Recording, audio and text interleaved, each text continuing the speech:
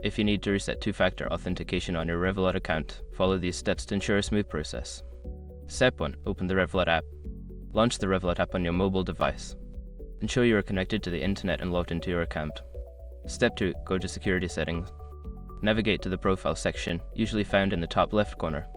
From there, select Security to access your security settings. Step 3. Select Two-Factor Authentication.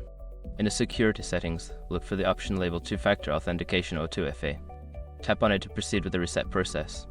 Step 4. Verify your identity. You may be prompted to verify your identity.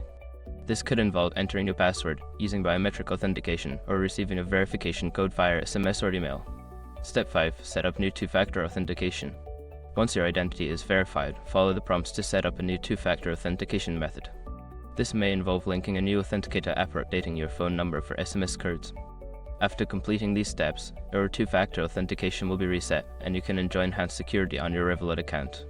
If you encounter any issues, consider reaching out to Revolut customer support for assistance.